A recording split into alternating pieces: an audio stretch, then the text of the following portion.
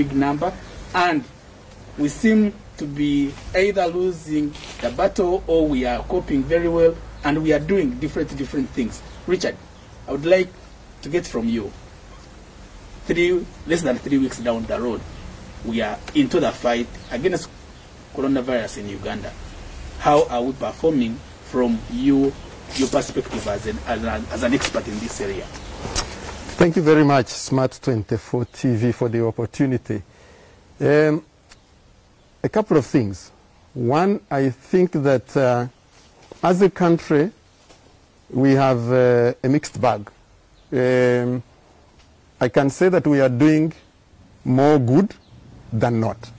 So one can give ourselves a little higher marks. However, you could probably say the average is being brought down by us, the non-technical, non-government people. The government, I think, is doing a robust job. There are things that may not be working well, but I think addressing the issue at the highest level has been one of the most important things that have been done, because that brings attention, it also brings resources, but it ensures coordination among the players. So bringing this at the level of the president and the level of the prime minister for coordination, I think, has been very crucial. The second thing, I think, is the involvement of the different arms of government. Yeah. I think that's been quite important. The other thing is cascading the interventions at the local government level. I think that's also very critical, because that's where action happens. I think, too, there has been a very good response from the private sector. The contributions, they need to be minimal, much more, but the private sector is suffering. I think that where we might not be doing well is the public response, particularly amongst us, the elite, amongst us, the middle and upper class. I think we've been not up to the mark in a way we are responding, particularly in our inadequate or defiant response sometimes to especially the question of social distancing, the very critical, the very important question of social distancing. And two, the habits of our lives. Because you see, while coronavirus has the obvious things of washing hands as frequently as possible with soap and water, sanitize, keep distance. We really have been absolutely poor at keeping distance. The other thing that we are not talking about that is key, I think, to managing coronavirus is stay healthy, which means eat well, a lot of fluids, water would be very good, and others, and stop your habits. The habits that, for example, have to do with the things that increase diseases that are non-communicable. Tobacco use is one of the greatest and most difficult things that we should be avoiding. Alcohol use, we should not be abusing alcohol. So I think we have looked at this as a holiday, as time to have fun, as time to congregate on the excuse of exercising. Exercising is very good. Congregating is terrible. So it negates not only the impact of the exercising, but also increases the danger to contracting coronavirus. Now, all this, to me, it comes down to public awareness. Have we done enough as a country to communicate to the local person, to every person, regarding coronavirus, how to prevent it, but also these other related health messages? Have we done really well in this part? One, I think for the elite, the ones who have the mobile phones, the ones who have the TVs, the ones who have the radios, the ones who are the information they have, I think there is a lot of lack of seriousness. Because you see, coronavirus is not dramatic. It's not as dramatic as Ebola. During Ebola, we would worry so much. I covered Ebola for a couple of the breakouts. Because the impact is dramatic, people respond. Coronavirus is not dramatic. It seems to only hit you at the end, when you have not only had the virus, but you have also infected others. And also, the recovery rate seems to give people a false confidence that they are safe. I was arguing that even if it is 3% death rate, it is higher when you have people with pre-existing conditions, diabetes and hypertension and heart disease, which are driven by the same things, tobacco use and alcohol and other things, lifestyle diseases, it is higher. But even if it's 3%, how do you know you won't be one of the 3%? How do you know? But you see, why do you want to behave in a risky manner to infect the people? So yes, there is more that needs to be done. I have seen budgets being made. I have seen the Association of Broadcasters asking for more funds to put in here. But I think there's a great job that has been done. I think the media has done an excellent job to put out information. People were talking about translating these things. I have had these translations being done by the people who do news, by the people who do programs, without any of us going to tell them what to do. So I think the self-motivation. There are, of course, the down part, which has been, for me, the media allowing, I don't know whether it's for money or whatever, that people who claim to have cure for every ailment that has been there in the world, particularly herbal, that they're also claiming to cure coronavirus. I think this is very dangerous. They might be dealing with the symptoms, and herbal medicine is very good. We must not be misunderstood. But to claim that it cures coronavirus, which we really don't understand, I think that's very dangerous. Now, in that regard, how do we guard against the fake news or misinformation going to the public and sort of like making us lose the track that we are on in this fight? You know, I was just writing a small paper, a short paper about the fear that has been greatly driven by misinformation and disinformation. Yeah. And I was also looking at the World Health Organization calling this infodemic. The information is so much, it is overwhelming, the information about the epidemic. But also one of the things that has come up that is very interesting for me, and the media has played this one, is what the British Broadcasting Corporation, for example, was calling the pandemic pop culture. So there is so much information, particularly information that is coming from all these liberalized and democratized sources, the internet and all the social media platforms. And because you see, you have professional journalism, but you also have citizen journalism, which really has no standards, has very little or no or moral gauge, and this has been very serious. One, I think people need to be called to order, but the consequences should be painful. That if you are spreading false information, and the laws do exist, they must be put to task. I think that's one of the most important things. The two, for the media, it must be really equipped, it must be sensitized, it must be told to go back to the principles, to the ethical standards, so that we are not creating a problem where it is not. It is a storm, yes, it is probably bigger than a storm, but it's a storm that, and like all storms anyway, that demands calm, that demands correct information, that demands timely information, that demands information that is simplified. And I think these are the things that we must be doing. Now, this storm, it is striking now, the trend, it is striking the countries that fall in the developing category, developing countries like Uganda. And most of these countries, let's look at Uganda particularly, we have little funding, or relatively little funding for health sector in terms of budget. Now, how do we cope in a situation where our funding to the health sector is minimal compared to the storm that is in front of us? A couple of things. One, coronavirus is not just a health issue, like many of the other things that we talk about. When we say non-communicable diseases or communicable diseases, malaria is not just a health issue. So the understanding among the players, particularly the people who hold our purse, who hold our money, our resources, among the people who make decisions. Yes. Look, Parliament has been working, it has not been stopped. It tells you the position because of the appropriation of money, because the decisions they have to make. So when they make blunders, it has a ripple effect. Then the technocrats, the understanding that the coronavirus is not just a health issue. Distribution of food and other necessities is not a health issue. The need for food markets to remain open, the need for supermarkets to remain open is not necessarily a health issue. These are livelihood issues. The need for enforcement of a curfew by the security forces is not a health issue. So the fact that this is a multi-sector, multi-agency, multi-pronged issue must be understood. And therefore, budgets must be drawn from all the sectors for coronavirus response. There are no two ways about it. In fact, if you look like in the neighborhood in Kenya, they were even symbolic, I call them symbolic, but important decisions that were taken. The president and the vice president cut 80% of their pay and said, look, this goes to coronavirus.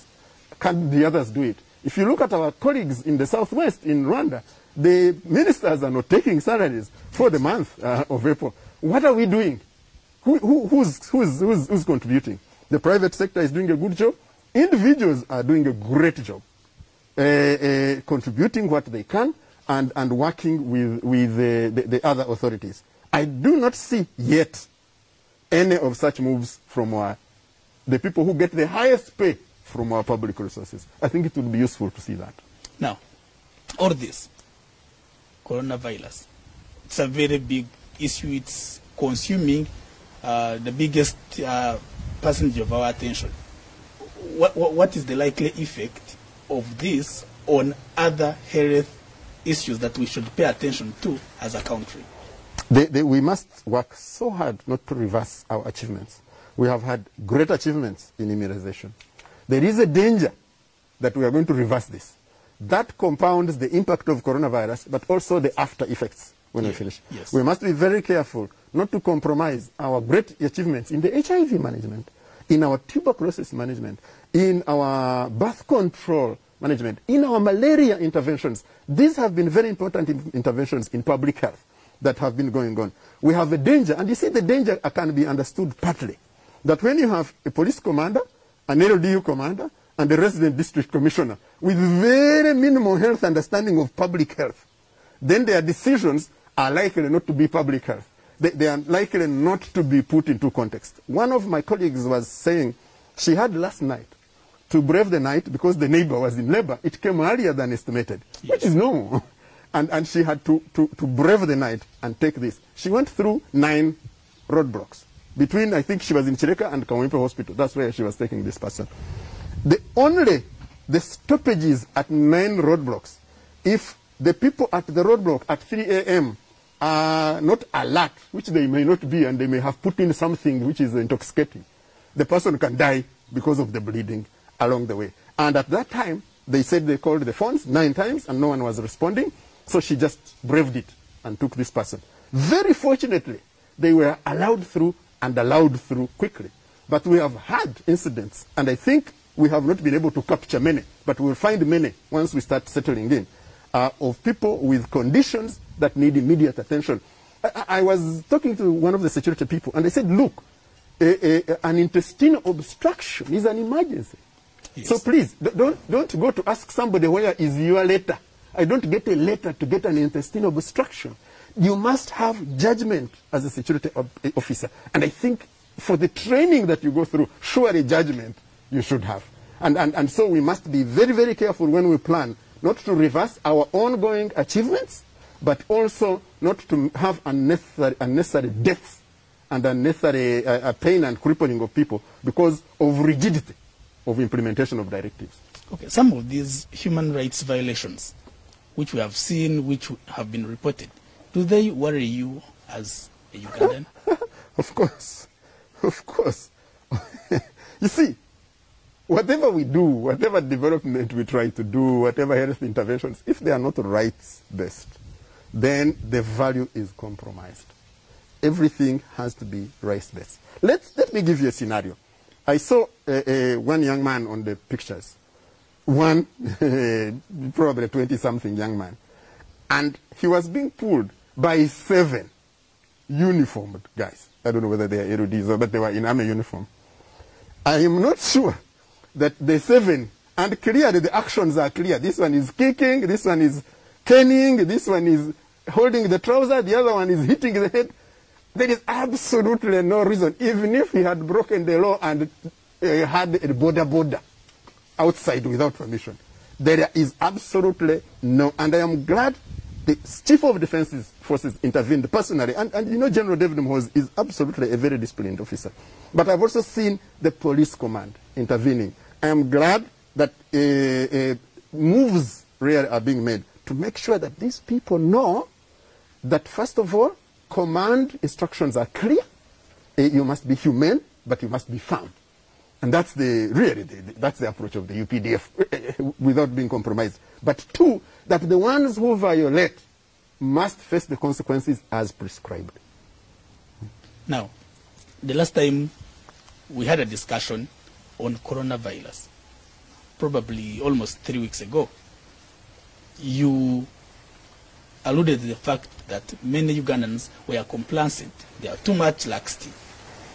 The response of Ugandans to this now real situation in Uganda, how would you rate it now? I think first, the majority has been good. I think there is a reasonably good response to the directives, to keeping at home, to the curfew, and what for me is disturbing me is I take a walk every evening, and I go via supermarkets where I live, but I also via those roads that are being talked about where exercises are taking place. I was at one of the supermarkets the other day, and I found two people I knew who were lining up. One of them is a journalist in a very big place. The other one is an officer in a very high office. They were standing and pushing each other on the line to pay. I said, for God's sake, you people, where is the till going? This till is here. Why don't you social distance? I feared to walk on the bypass the other day. I went, and when I reached the bypass, I saw the crowds. I saw people sitting down, this one holding the other one's legs and pushing them like, I mean, it's a joke. Doing exercises. It's a joke. I think that laxity at this level, I think, yes, there is a very good response for the majority of the public, but I think we need to be much more. Finally, for me, there are people who take pleasure in taking out their cars and breaking the law because they don't have a stick. What pleasure do you get from that one? So I think the indiscipline in some places still persists. Now, someone might ask, how do we exercise without breaking the directives, or how do we exercise while observing these measures? It's for God's sake, it's 4 meters. You have an entire northern bypass. Why are you holding the hands of the other one, pulling the legs of this one? The other one said they were exchanging numbers, that they were need to work. You see, this indiscipline, no way. That one, we don't need anyone to supervise us. We don't need the police. No, we don't need Enanga and the Karimere and whoever in Eviona to get these drums of ours.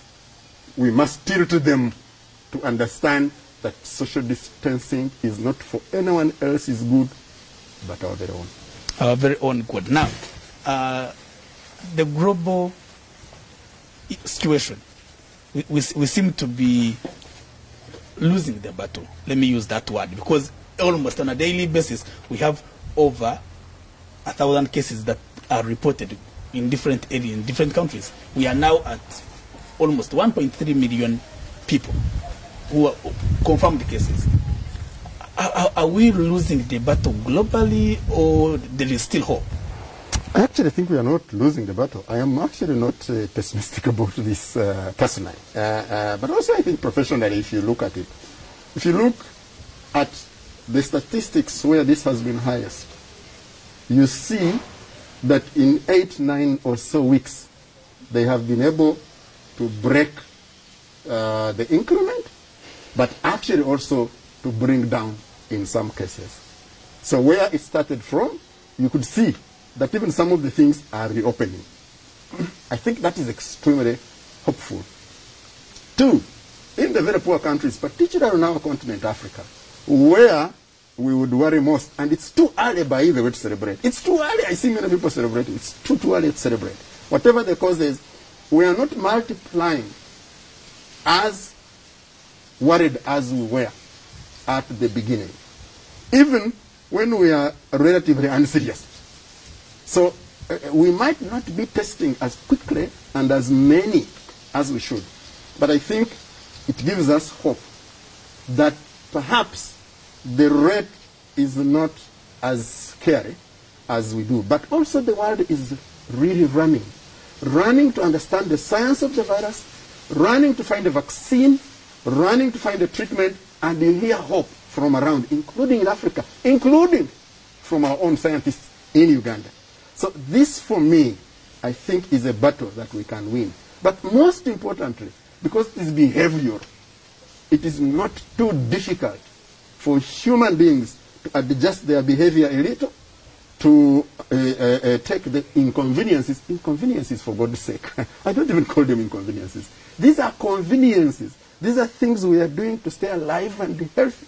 Because for those who have not done them, we have seen what has happened. So I think, for me, this is not going to kill too many of us if we take the very few conveniences that we must take. I think we can break its back. Now, finally, looking at this scenario where the worst affected countries are those we call the rich countries, the developed world. And these have been the great source of funds, of money, budget support to the developing world, to countries like Uganda. Now, I'm wondering what is the effect of these countries now struggling to contain these cases, struggling financially and in all different dimensions. What is the effect of this to countries like Uganda who rely on them for donor funding? A couple of things. One, I think the global economy is taking a hit, no question. Yes. Taking a hit, and a serious hit.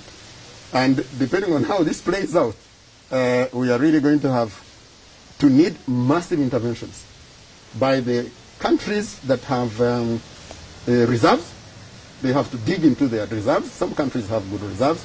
But also from the institutions, the financial institutions that coordinate the financial streams and actions of the world. The IMF, the World Bank, the African Development Bank, the development banks in the countries like the Uganda Development Bank. But two, the governments must do, and do quickly, the correct economic interventions. For instance, it's shameful that the community of the East African countries is not working together. We would be doing a lot greater, a lot better if we were working together. So we need that coming together. I think that is going to be very, very extremely useful and important. The other thing is the discipline that we must have as individuals, but also as governments. I think that is going... There are some opportunities that will arise from this, obviously. There are some economies that will get opportunities, or some sections of the economies. Yes. But there are economies that will get it. So yes, we are going to suffer from the resources and budget financing and support that we are getting from the other ones. We are going to suffer from the money we are getting, for example, in the non-government organization sectors, because our funders certainly are not going to be funding us that much. They are looking at themselves now. But we also have opportunity to learn to be more independent, to learn to be less wasteful, to learn to depend on ourselves. So it's going to be serious and painful, but I think it could also be an opportunity for us to improve ourselves, to strengthen ourselves, and emerge afterwards much better. Viewers, my host today is Baguma Richard. Simply, we've been discussing issues around coronavirus. It is already here. It is with us. We must accept this and fight this together. Like I told you at the beginning, so far we have 52 cases confirmed in Uganda. And fortunately, and God is on our side, no one has died, but we continue to work very hard to ensure that we fight and we win the battle against coronavirus. What we have to do is we, as Ugandans, to join the fight. We are already in the fight. Follow a few steps. One, keep calm, observe social distancing, wash hands, and if you get or if you know someone with coronavirus-related symptoms, let this person seek medical assistance from the professional health workers who are on standby to help us, who are on standby, and they are doing a very great job to fight this, but we must support them. I'm Cliff Abenitwe, and this is Smart24 TV.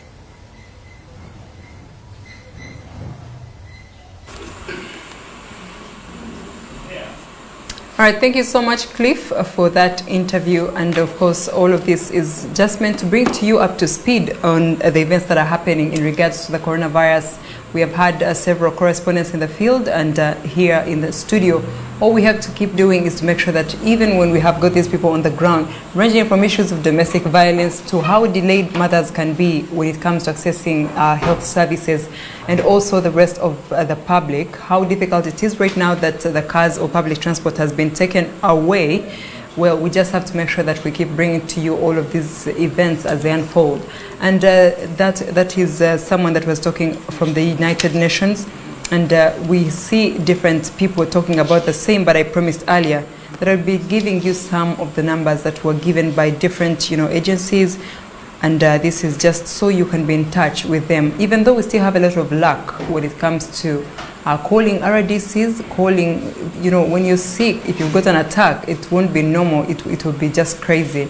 You cannot call an RDC, and I've had several complaints that the lines are still busy every time you call, and so you have journalists that are trying to fake their way through, or not even fake, but try and help the public. So you have journalists carrying people in their cars with stickers, and then they'll be intercepted or something like that. They're not authorized to be carrying sick people. But how are we going to do it if you call an RDC and their number is actually off, or you call them and before you know it, you have got a dying mother, but you're calling and calling and calling? What do? You carry the person on your head, or you go into a journalist's car or some other person where you can't access them. Maybe she will die, maybe she'll survive, but that is a very, very huge question to what was planned before the banning of public transport. And that is what we got to talk about with Ruth earlier. But I'll just give you some of the numbers so that you can be able to call. And if it's your day for survival, you will survive. But if you don't survive, we shall keep on calling, same call every day to make sure that we have got better and easier means of accessing health services. And KCCA's number is 0800 99000. And you should be able to get to the officials. But also we have got the Uganda Law Society. You'll be seeing 0800 100-151, and several other numbers. Security agents actually, you can call 0800-144-144. And of course we gave you numbers for the Ministry of Health, so try and get yourself help. If you cannot find the help, I hope you can still find a voice to be able to echo your problem when Smart24 comes to you, so we can speak to the rest of the people responsible and you get the help that you need. Otherwise, I'll thank you very much for lounging with me, for staying with me throughout Smart After Breakfast. Not to say it's coming to an end, because I have got a colleague that is on standby and they'll be taking you for the rest of the afternoon. Otherwise, I'm out and I'll be seeing you tomorrow. My name is Vaila Kusasya at Kusasya Vaila. Enjoy the rest of your day. All right, my colleague just handed over the mantle to me, and she so ably explained everything as it goes ahead to happen. And now we are sure that the number of the total cases, at least worldwide, has increased to 1,282,365 cases of COVID-19. Even in Uganda, with the increase and the decreases in the business cycles, with the ups and downs and the fall in the SME global, in the SME optimism index, at least we have a number of things that are happening. Rita Kabanyoro is down in Luzira, and she is going to have an interview with the CEO or the leader of the abattoir. Let's cross over and hear what they have to say.